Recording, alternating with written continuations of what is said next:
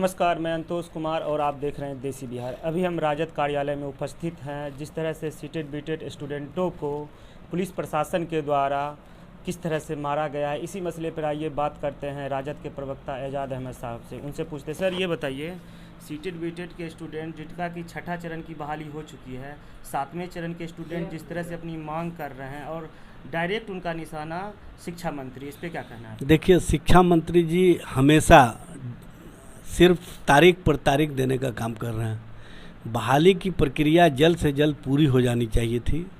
जो नौजवान हैं जिनके परिवार उस पर आश्रित हैं, उनका धैर्य जवाब दे रहा है और सरकार की ओर से कोई स्पष्ट आश्वासन नहीं मिल रहा है। माननीय मंत्री जी हमेशा सिर्फ तारीख देते हैं कि इस तारीख को बहाल किया जाएगा, उस तारीख को बहाल किया जाएगा। बहाली की प्रक्रिया पूरी कब होगी, ये स्पष्ट रूप से कोई सामने नहीं आ रहा है।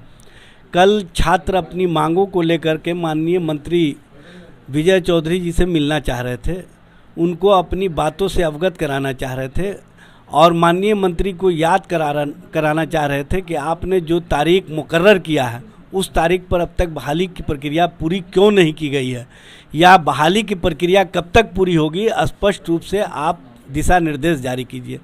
लेकिन अफसोस की बात है कि जो छात्र अपनी समस्याओं को लेकर के, जो अपने मांगों को लेकर के शांतिपूर्वक उनसे बात करने के लिए गए थे, उन्हें पुलिसिया दमन का शिकार होना पड़ा। पुलिस के द्वारा पिटाई की गई और इस तरह से पिटाई की गई कि जिसका वर्णन नहीं किया जा सकता है। माननीय मंत्री जी, आपके पास कोई भी डेलीगेशन जब जाता है, आपके पास कोई बातों को रखने के लिए जाता है, तो आप उससे बात सुनेंगे न कि उस पर दमन का शिकार करवाएंगे। इस तरह से लोकतंत्र में, लोकतांत्रिक प्रक्रिया में जनता के द्वारा या छात्रों के द्वारा या विद्यार्थियों के द्वारा या जो पास आउट कर गए हैं उनके द्वारा अपनी समस्याओं को रखना क्या इस राज्य में गुनाह है?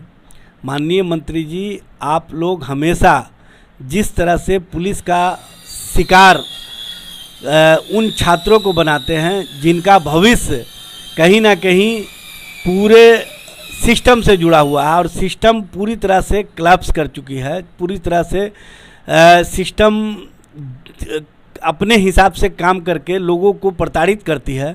इस पर स्पष्ट दिशा निर्देश आना चाहिए। माननीय मुख्यमंत्री जी को इस पर संज्ञान लेना चाहिए और स्पष्ट रूप से बताना चाहिए कि इन छात्रों के साथ जो दमन हुआ है ये गलत है और इन दमनात्मक कार्रवाइयों को रोक करके आप बहाली की प्रक्रिया जल्द से जल्द पूरा कीजिए, ताकि उन छात्रों का धैर्य जवाब नहीं दे जाए जिनके द्वारा बीटीईटी करके वो अब इस उम्मीद में थे कि उनको जल्द ही कहीं बहाली कर दी जाएगी और उनके परिवार जो उन पर आश्रित हैं उस पर निर्भरता कुछ कम होगी।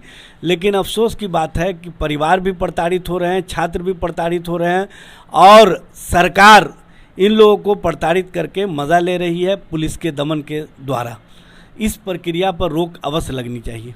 सर, जिस तरह से आपने बोला दमन करता है, सर बार बार जो स्टूडेंट सर आंदोलन करते हैं, बार बार उनको भगाया जाता है।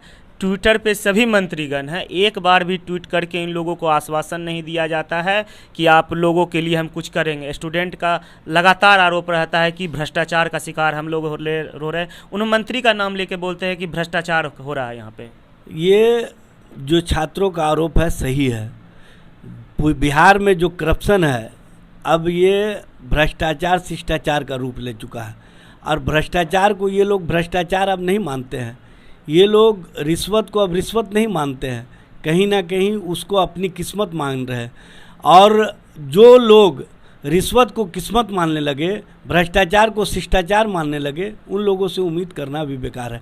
और जिस तरह से छात्रों पर पुलिसिया दमन हो रहा है, पुलिस का उन पर आक्रमण होता है, सबसे बड़ी विडंबना ये है कि इसी संदर्भ में माननीय सर्वोच्च न्यायालय ने कहा था कि बिहार में पुलिसिया राज है।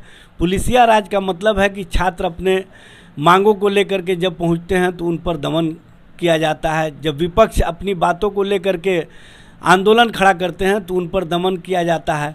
और यही पुलिस जब अपराधियों के सामने जाती है तो वो खौफ के साए में जीने का काम करती है और पुलिस पूरी तरह से अपराधियों के सामने नतमस्तक हो जाती है। आप पुलिस का दो तरह का रवैया कहीं ना कहीं राज्य में जो लोकतांत्रिक प्रक्रिया है, राज्य में जो सिस्टम है, ये करा रहा है और सिस्टम ये अब आवाज़ दे रहा है कि हमारे साथ न्याय करो। अगर न्याय नहीं होगा तो इस तरह की प्रक्रिया चलाने वाले लोगों पर कहीं ना कहीं, जो दमनात्मक कार्रवाई करने वाले लोग हैं उन पर कहीं ना कहीं, जो छात्र हैं, जो आंदोलनकारी हैं, उनका आंदोलन का दिशा बिगड़ सकता है और वो कहीं ना कहीं अपने जो मांग है उन मांगों से इतर जा कर के भी कोई ऐसा काम कर सकते हैं जिससे सरकार को परेशानी खड़ी हो सके। आपकी पार्टी कहाँ तक इन लोगों के साथ है, खड़ा है? हमारी पार्टी और नेता प्रतिपक्ष तेजस्वी जी सड़क से लेकर के सदन तक हमेशा इस आंदोलनकारियों के साथ रहे हैं। मामले में आपने देखा होगा, जब जब उन लोगों ने नेता प्रतिपक्ष को आवाज़ दी है, नेता प्रतिपक्ष उनके साथ कंधे से कंधा मिला करके उनकी लड़ाई को लड़ने का काम किए और उनको अधिकार और न्याय दिलाने का काम किए। हम समझते हैं कि जो छात्र इस तरह के आंदोलन में शरीक हैं, राष्ट्रीय जनता दल उनके साथ हर स्तर पर खड़ा रहेगा और खड़ा है और उनके आंदोलन को कमज़ोर नहीं होने देगा। उनके जो वाजिब मांग है उनके साथ हमेशा राष्ट्रीय जनता दल खड़ा है और खड़ा रहेगा। तो आपने साफ तौर पे सुना किस तरह से इनका कहना है कि स्टूडेंट के साथ हमारी पार्टी लगातार खड़ी है। सबसे बड़ी बात है, इन्होंने कोर्ट के द्वारा जो टिप्पणी किया गया था कि बिहार में पुलिसिया राज है, साफ तौर पे इनका कहना था जिस तरह से स्टूडेंटों को मारा जाता है, पकड़ा जाता है, यह काफ़ी निंदनीय है। फिलहाल आपने जो देखा, आपका क्या कहना है इस पर आप कमेंट करके हमारे माध्यम से आप अपने सुझाव दे सकते हैं। फिलहाल इस खबर में इतना ही। ऐसे ही खबरों के लिए बने रहे हमारे साथ और आप देखते रहें देसी बिहार।